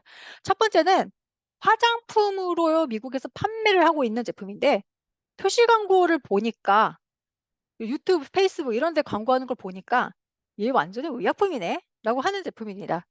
의약품으로 허가를 받고 혹은 의약품으로 드럭 리스팅을 하고 의약품 규정을 준수를 하고 있어야 되는 제품 아니야? 근데 왜 그냥 화장품으로 들어왔어?"라는 거죠. 지금 보시는 뭐 아크네, 셀룰라이트, 스트레치 마크, 링클 어쩌고저쩌고 요런 것들이 이제 주로 문제되는 표현들이고요. 저희가 지금 앞에 보시면은 미국 FDA 경고서한 원인 넥터 사례집이라고 이게 제가 만든 그 보고서가 있습니다. 그 링크 타고 들어가시면 볼 수 있거든요. 여기 보면은 그 영어 원문 표현들 다 있습니다. 걸렸던 표현들. 그 참고하시면 되겠습니다.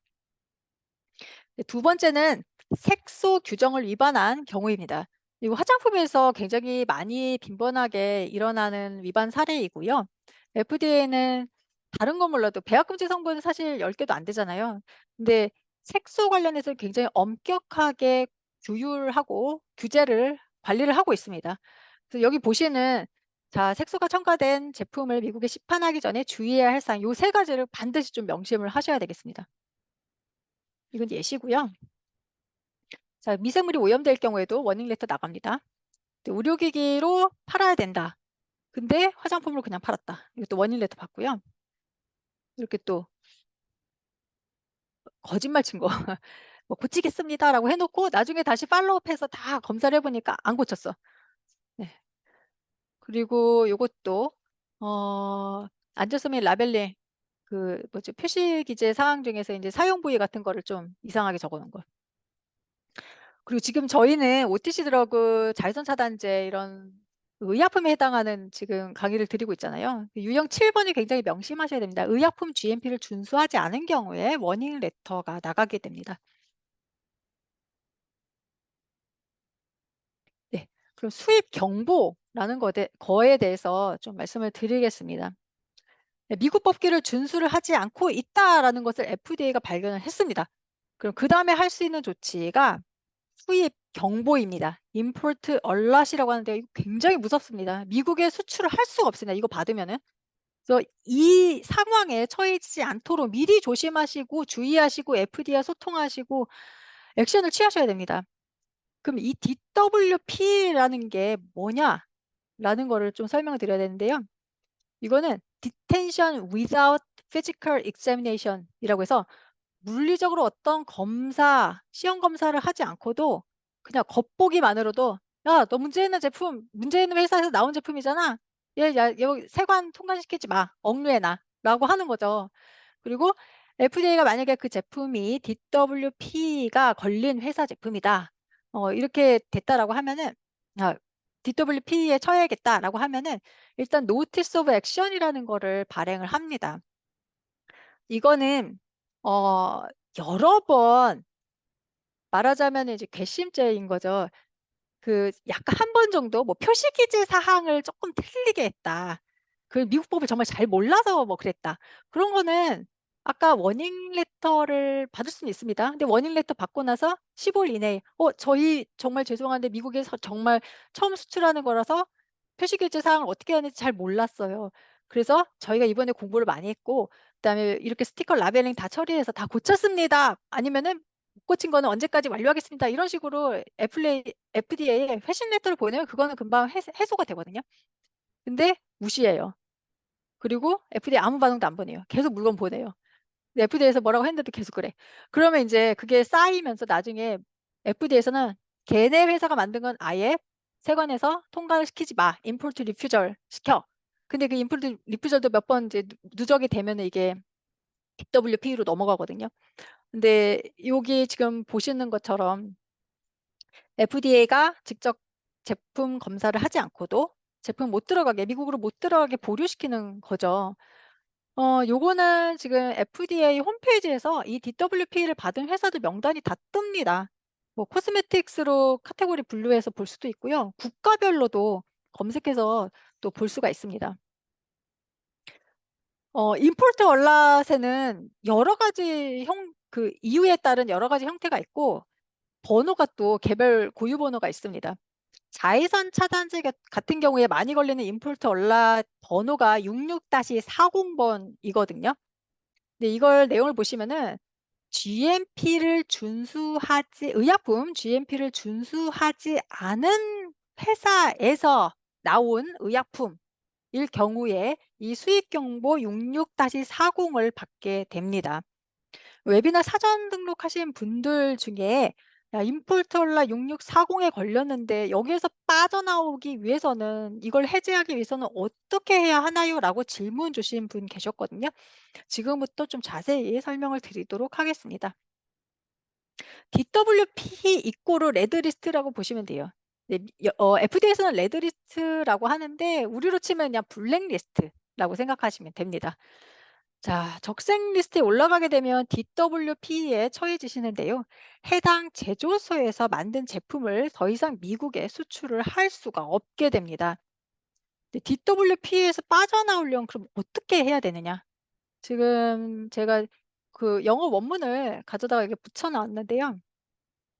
어떤 분은 또 이렇게 생각하시는 분도 계시더라고요. 그냥 시간 좀 지나면은 FD가 잊어먹고 그다음에 그냥 DWP에서 저절로 이렇게 해소되는 거 아니에요? 자동으로 뭐 나중에 시간 지나면 빠져나올 수 있는 거 아니에요? 절대 아닙니다. 아무것도 하지 않으면은 절대로 DWP에서 빠져나올 수가 없습니다. 우리가 미국 법규를 더 이상 위반하고 있지 않습니다. 그리고 지금은 우리가 미국 법을 제대로 잘 준수하고 있습니다. 이것을 증명하기 위해서 FDA에 그 피티션 그러니까 청원서랑 증거를 제출하지 않는 이상 해당 회사는 계속 DWP의 적용을 받기 때문에 미국에 수출하는 제품이 모두 세관에서 계속 억류되게 됩니다. DWP에서 빠져나오려면 청원서를 제출을 해야 됩니다. 이 청원서는 사실 뭐 이렇게 정해져 있는 뭐 양식이 있는 건 아닌 것 같아요. 지금 보시는 임포털라 2 이 이메일 주소로 이제 제출을 하셔야 되는데 증거를 굉장히 많이 쌓아서 제출을 하셔야 됩니다. 근데 그 증거라고 하는 것은 지금 보시는 빨간색으로 표시했죠. Regulatory Procedure Manual 보면은 9번 챕터에 DWP에서 나오기 위해서는 무엇을 해야 하는가, 어떠한 서류를 준비해서 제출을 해야 되는가에 대한 설명이 있습니다. 여기 보시면은 요게 있거든요. 미국에 보낸 선적이 연속 최소 5번 이상 미국 법규를 준수했음을 증명하는 자료도 제출을 해야 합니다. 그래서 제가 미국에 출장 갔을 때 미국 현지 인허가 대행사들을 많이 만나 봤거든요. 근데 그들에게 인제 "DWP에서 나오려면 어떻게 이렇게 서류를 준비를 해야 됩니까?"라고 하면은 어 공통적으로 했던 말이 이거였어요. 소량씩을 미국에 수출을 해서 제대로 된 제품, 표시 기재가 제대로 된 제품. 근데 그것도 처음에는 미국에서 인제 "이 회사 괘씸하다."라고 잡겠죠. 그러면은 "우리 제대로 잘 됐습니다." 뭐 이런 거를 다 소명을 해서 이 거기에 걸렸던 거를 풀어요. 그리고 수출이 돼요. 이제 물건이 인제 세관 통과를 하는 거죠. 그다음에 또 보내는데 또 잡혀요. 그럼 다시 또 막 소명 자료를 또 제출해 갖고 또 풀려나요. 그걸 연속 5번 해야 된다는 거예요 최소. 근데 그걸 하기 위해서 한 번에 제출하는 양이 막 몇백 페이지 달하는 서류들을 제출을 해야 되고 그러니까 시험과 섭자 공정 시험 뭐 이거는 뭐 안전하다 뭐 표시 계제가 잘 돼 있다 중금속이 없다부터 시작해서 법규를 하여튼 잘 준수하고 있다라는 온갖 자료를 다 모아서 제출을 하는데 몇백 페이지에 해당하는 자료를 5번을 다 그렇게 매번 해야 되니 비용이 우리나라 돈으로 막 1,000만 원 막 2,000만 원 이렇게도 들어가는 것 같더라고요. 그래서 처음부터 이러한 상황에 처해지지 않도록 조심을 하셔야겠습니다. 네. 그럼 수익 경보에 대해서 쪼끔 더 이어서 설명을 드리면요. 아까 말씀드린 그런 여러 가지 자료들 우리가 미국 법규를 준수를 지금은 잘하고 있습니다. 그리고 문제가 없는 제품을 보냈는데 그 연속 5번 이렇게 잘 통과가 됐습니다. 이런 자료들을 다 모아서 청원서를 제출을 하시거든요. 그러면은 FDA에서 이를 검토를 해서 두 가지 중에 하나의 결론을 줍니다. 승인 또는 기각인 거죠. 근데 기각됐다고 해서 그러면은 이제 '더 이상 안 되나?' 다시 한번 준비해서 다시 제출을 할 수도 있습니다. 근데 좀 더 자료를 많이 보완을 하셔야겠죠, 그런 경우에는. 자 다음에 FDA 실사에 대해서 설명을 드릴 텐데요. 사실 실사의 세부적인 구체적인 내용은 저희 세션 2에 코스맥스의 그 팀장님께서 조금 굉장히 자세하게 설명을 해 주실 거고요. 제가 개괄적인 내용에 대해서만 설명을 드리도록 하겠습니다. FDA 실사는 실사 일정 및 장소를 홍보하는 문서인 폼 482, 482 형식 문서가 해당 기업에 전달되면서부터 시작이 됩니다. 공장 규모에 따라서 상이하지만 그 실사는 보통 한 3 일에서 5일 정도 진행이 된다고 합니다. 그러니까 하루 종일 인제 그 회사에서 계속 그 심사관이 상주하면서 이것저것 살펴보고 물어보고 점검하고 체크하시는 거죠. 그리고 실사 동안에 "나는 이러이러한 사항을 관찰했다."라고 해서 observation 된 상황을 쭉 기재를 합니다. 물론 그 기재를 정식 문서로 하기 전에 인제 그 해당 회사하고 이렇게 얘기를 하죠. "이런 것들을 나는 관찰했다."라고 인제 말을 하는 거죠. 그래서 그걸 정리를 문서로 한 게 폼 483 이고요. 이 폼 483 문서는 실사 마지막 날 발행이 됩니다. 그리고 나서 약 30일 이후에 실사 최종 보고서라는 것을 EIR이라는 것을 받게 되시거든요. 이 폼 483 이라는 거는 "FDA가 실사 과정 중에 나는 이러이러한 사항을 관찰했습니다. 이러이러한 사항이 보였습니다."라는 것을 적어 놓은 거고요.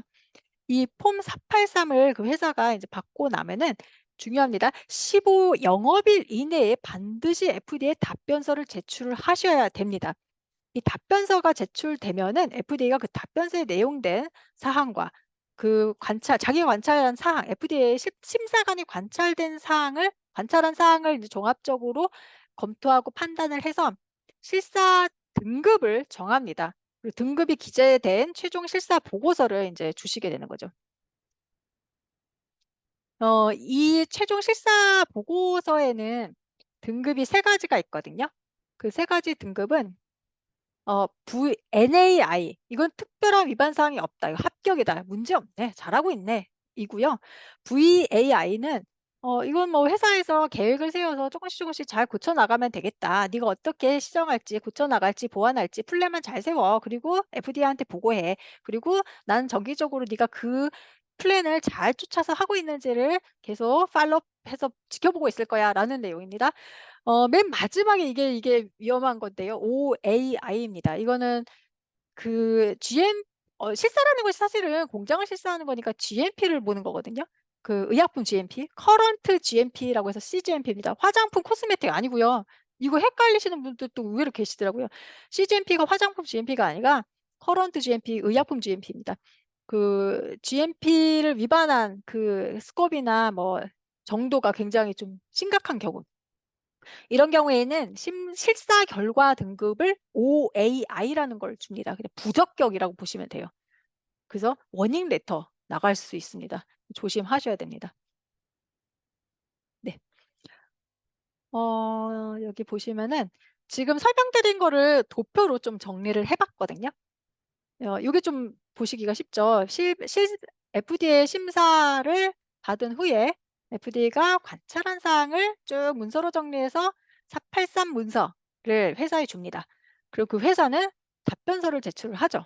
어 그리고 나서 그 답변서랑 폼 483 에서 FDA 심사관이 관찰한 거를 다 면밀히 인제 검토를 한 후에 근데 이 검토해 갖고 최종 결과 보고서 제출을 만들어 주는 사람은 심사관이랑 다른 사람입니다. 그냥 FDA 그걸 그 해당 업무만 전문적으로 하는 그 부서가 있는 것 같아요.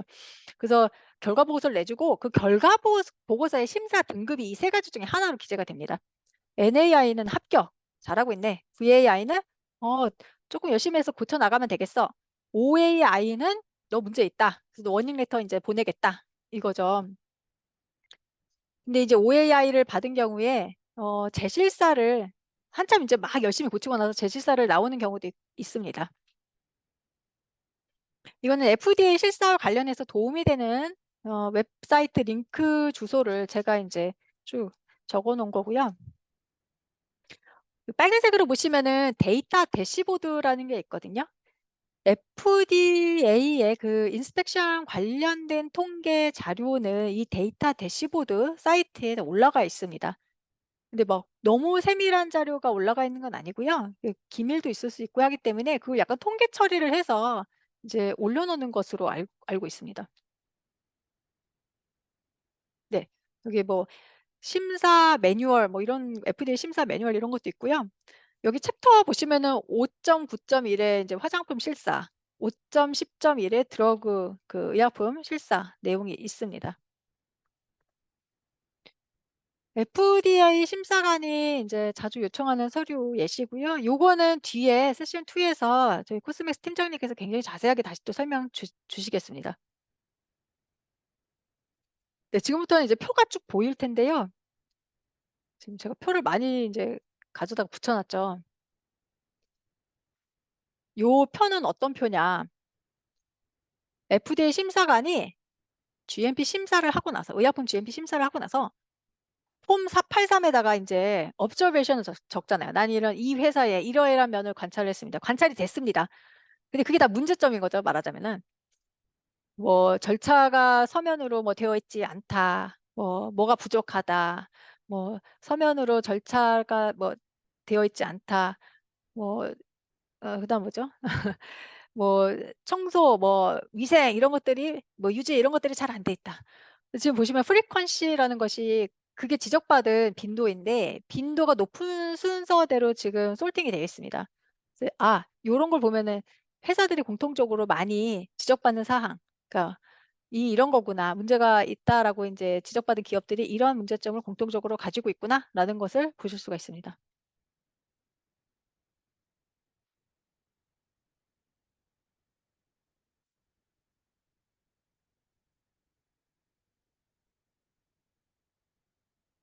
이 프리퀀시 8번 밑으로 더 있는데 제가 너무 많은 것 같아서 다 가져오진 않았습니다. 지금 위에 보시는 링크에서 찾아 갖고 다운로드 받으시면 되거든요. 네, 그리고 FDA 실사 관련 질문을 쪼끔 달아보겠습니다.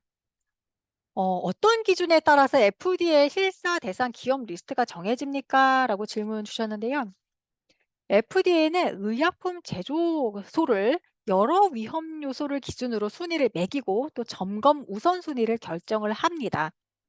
고위험 제품을 제조를 하거나 이전에 법규 이력, 준수 이력이 좋지 않은 제조소가 우선 점검 대상이 되겠습니다. 그러면은 자, 고려되는 팩터에는 뭐가 있을까? 과거에 의약품 GMP를 위반한 적이 있는가? 경고 사안을 받은 기록이 있는가? 마지막 실사 이후에 이 업체가 얼마나 지났는가? 부작용 보고나 리콜 등이 일어난 적이 있는가? 멸균 제품 같이 제조 공정이 복잡한 제품을 생산하는 제조소인가? 제조량이 많은가 등의 요소가 그 실사 대상 기업 리스트 우선순위를 정하는 팩터입니다. 네, FDA 실사를 받고 나서 폼 483 문서를 받았습니다. "이에 대해 어떤 내용으로 회신을 하면 될까요?" 라고 질문 주셨고요. 네, 실사가 끝난 후에 폼 483 문서를 받을 때 그 FDA 인스펙터 그 감사관님이 자기가 실사한 결과와 또 여러 가지 관찰한 사항을 설명을 한 후에 483 서한을 발행을 합니다. "이에 대해서 15일 이내에 답장을 하십시오."라고 말씀을 주실 거거든요. 그때 답장할 때 "앞으로 어떻게 개선해 나가겠습니다."라는 계획을 답장을 하시면 됩니다. 이 15 영업일 이내에 답장을 하라는 것이 그 일 안에 모든 걸 다 바로잡아라 이런 의미가 절대 아닙니다. 그냥 어떻게 앞으로 해 나갈 건지 자기가 실제로 실천할 수 있는 계획 부풀리지 마시고 나중에 다시 사후 감사나 팔로우업 하실 수 있거든요. 거짓말하시면 안 됩니다. 어떻게 할지 내가 할 수 있는 수준의 최선의 그런 계획을 작성을 하셔서 수립을 하셔서 답장을 하시면 됩니다. 네, 제가 알기로는 경고 서한은 FDA 웹사이트에 공개가 됩니다. FDA 실사 이후에 받게 되는 폼 483 문서는 그럼 FDA 웹사이트에 공개되나요? 만약 공개가 된다라고 하면은 "이게 언제쯤 FDA에 올라갑니까?" 라고 질문 주셨거든요. 폼 483은 일반적으로는 FDA 그 사이트에 올라가서 전문이 막 대중한테 다 공개되고 자동으로 공개되고 그렇진 않습니다. 미국에는 정보공개법이라는 게 있거든요. 영어로는 FOIA라고 하는데 그 정보공개법에서 정하는 그런 요건을 충족을 한 정보 공개 요청이 있을 경우 그게 3건 이상 제출이 되거나 아니면 어떤 특정 조건하에서 FDA가 자발적으로 '아 이거 좀 공개할 필요가 있는데.'라고 하는 경우에만 폼 483이 공개가 됩니다. 이때 영업 기밀이라든가 그 기밀 상업 정보는 이게 삭제가 된 그런 편집본이 FDA 사이트에 게시되게 됩니다. 참고로 말씀드리면은 그 CGMP 의약품 GMP 실사 결과 등급은 실사가 완료된 후에 약 일 주일 정도 후면은 FDA 홈페이지에 게시됩니다. 실사 등급 홈페이지 지금 게시된 거거든요. 제가 거기서 엑셀 파일 다운로드 받았습니다. 이렇게 지금 VAI, NAI, OAI 이렇게 각 구분해서 올라가 있죠. 이런 게 인제 실사하고 나서 이제 결과가 다 나온 후에 한 일 주일 정도 좀 지나면은 인제 올라간다는 거죠. 근데 경고서랑 워닝 레터 같은 경우에는 그 워닝 레터가 발행된 지 보통 한 주에서 2주 정도 후면은 FDA 웹사이트에서 볼 수 있다고 합니다. 하지만 이제 폼 483 같은 경우에는 이건 뭐 자동으로 FDA 홈페이지에 올라가는 게 아니잖아요. 왜냐하면은 인제 포이아 정보 공개 요청이 3건 이상 또 있어야 되고 또 필요한 경우에 FDA에서 공개하기 때문에 뭐 정해진 "웹사이트에 올라가는데 정해진 기간이 언젠가요?"라는 거에는 "정해진 기간 따로 없습니다."라고 답변을 드리겠습니다. 네. 미국의 자외선 차단제를 수출할 때 가장 중요하게 체크해야 할 부분 무엇입니까? 라고 질문 주셨거든요. 자, 지금까지 배우신 거 기억 한번 해 보실까요? 첫 번째는 미국 FDA에 OTC 드럭 자외선 차단제를 생산하는 제조소 등록을 하시는 거. 레이블러 코드 요청하셨고 그 레이블러 코드에서 받은 걸 가지고 NDC 너버를 만든 다음에 드럭 리스팅이라는 거 제품 그 등록을 하셨잖아요. 제조소가 FDA에 등록돼 있으셔야 됩니다. 그러니까 FDA에 이미 등록이 되어 있는 제조소에서 자외선 차단제를 생산하셔야 됩니다. 그리고 한 번 등록하고 끝나는 게 아니죠. 매해 갱신을 하셔야 됩니다. 갱신 기간 정해져 있었죠. 매년 10월 1 일부터 12월 말일 그 사이에 하시면 됩니다. 보통은 인제 OEM 업체를 통해서 자외선 차단제 만드실 텐데요.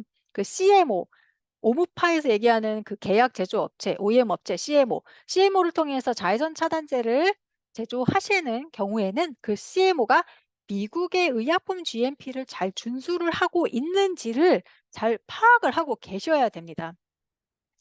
그 해당 CMO가 FDA 의약품 GMP를 잘 준수하고 있는 역량을 충분히 보유하고 있는지를 잘 살펴보고 판단하신 다음에 그 업체에 제조를 의뢰를 하셔야겠습니다.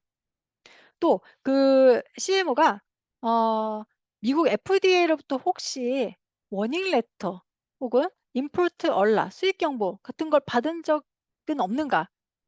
만약에 예전에 그런 걸 받은 적이 있다라고 하면은 지금 그게 해소가 됐는지 이런 것들을 좀 면밀히 잘 살펴보셔야겠습니다. 그럼 그런 거 어디서 검색을 하나요?"라고 질문 주실 것 같은데요. 구글 사이트에서 회사 영문 이름하고 FDA 키워드, 워닝 레터 키워드, 임포트 얼라 키워드 조합해서 막 검색해 보시면 나오더라고요. 그래서 그렇게 찾아보시는 방법도 있겠습니다. 아니면 그 회사에 직접 한번 확인해 보시는 것도 방법일 것 같고요. 마지막 질문 입니다. 약 5년 전에 미국 FDA로부터 경고 사안을 받았습니다. 근데 처음 시작부터 참 잘못하셨어요. 그 이메일을 수령한 직원이 FDA 이메일 무시했어요. 아무런 회신도 안 보냈습니다. 회사 윗분한테도 말을 안 했어요. 아무도 몰랐어요, 그 회사에서. 이후에 아무도 이를 또 확인도 안 했어요. 그리고 한참 후에 FDA 실사를 받게 됐어요. FDA에서 실사를 나온 거죠. "워닝 레터 냈는데 얘 아무런 반응도 안 보이네? 얘는 좀 문제 있는 것 같아?" 근데 뭐 예를 들어 자외선 차단제를 근데 자꾸 미국에 수출하려고 하고 있어? 얘 GMP 안 지킬 것 같은데? 한번 가 봐." FDA 실사를 인제 가신 거죠. 역시나 다를까 인제 문제가 발견됐기 때문에 실사 결과 등급으로 OAI를 받았습니다. 근데 여기서 다시 또 쪼끔 잘 대처를 하셨어야 되는데 어 적절한 조치를 취하지 않아서 처음에 또 무시했는데 그다음에도 잘 대처를 못 하신 거예요. 결국에는 임포트 얼라까지 받게 되었습니다. 그러게 되면은 이제 자외선 차단제를 미국으로 수출을 할 수가 없게 되죠. 세관에서 다 걸리니까. 근데 이거를 해소를 하려면은 우리 공장이 예전에는 아니었지만 지금은 FDA의 의약품 GMP를 정확하게 잘 준수를 하고 있습니다라는 걸 확인을 받아야만 원인 레터 아니 임포터 얼랏에서 인제 해소가 될 수가 있는 거잖아요. 어떻게든 재실사를 FDA에서 나오게 만들어야 됩니다. 근데 "재실사 가능성이 있을까요?"라고 질문 주셨거든요. 답을 드리자면은 굉장히 어렵습니다. 맨 처음에 지금 시작이 경고 서한이었죠. 워닝 레터였죠. 워닝 레터 무시하시면 안 됩니다. 그냥 레터 뭐 편지 그냥 경고 살짝 한 거야. 그렇게 생각하시면 절대 안 됩니다. 이거 받으시면은 반드시 15일 이내에 답장하시고 고치실 거 고치셔야 돼요. 만일 경고 사안을 수령을 했다, 받았다라고 하면은 반드시 꼭 받으신 분은 회사에도 보고를 하셔야 되고 거기서 대처도 하셔야 됩니다. 반드시 FDA에 꼭 답장하셔야 됩니다. 만약 답장 안 하겠다 그럼 FDA는 당연히 '얘네 나 무시하네? FDA 말 안 들어? 아무것도 개선할 의지가 없는 거야? 뭐 미국에 수출할 생각이 있는 거야?'라고 생각하시겠죠. 미국에서는 그 누구도 FDA 무시하지 않습니다. 근데 한국은 뭐 거리가 있 아니면 그런 경우도 있어요. FDA에서 이메일 보내면은 미래 지레 인제 겁을 먹으시고 "어떡해. FDA에서 이메일이 왔는데 나 이거 어떻게 하지?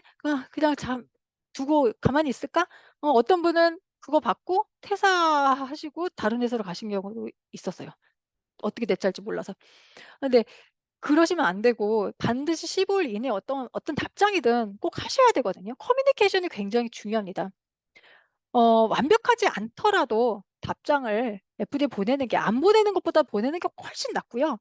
그리고 보낼 때 굉장히 폴라이트하게 겸손하게 "우리가 잘 몰라서 그랬습니다.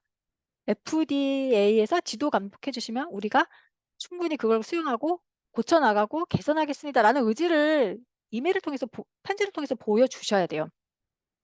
근데 아까 지금 말씀드린 것처럼 "답장 안 보냈다."라고 하는 상황이 이미 매우 악화되었을 가능성이 굉장히 크죠.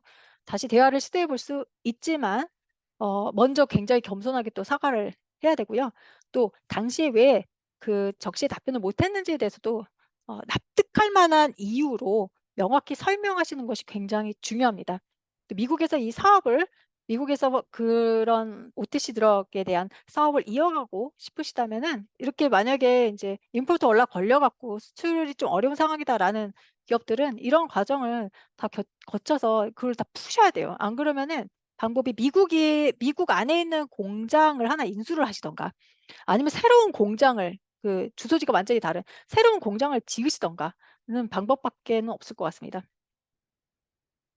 이제 104 페이지부터는 제가 FDA의 대시보드 사이트에서 FDA 실사를 받은 제조소와 실사 결과 등급을 지금 받은 클래시피케이션 받은 거를 지금 표를 가져왔습니다. 이거는 검색을 제가 해서 엑셀 파일을 다운로드 받은 다음에요.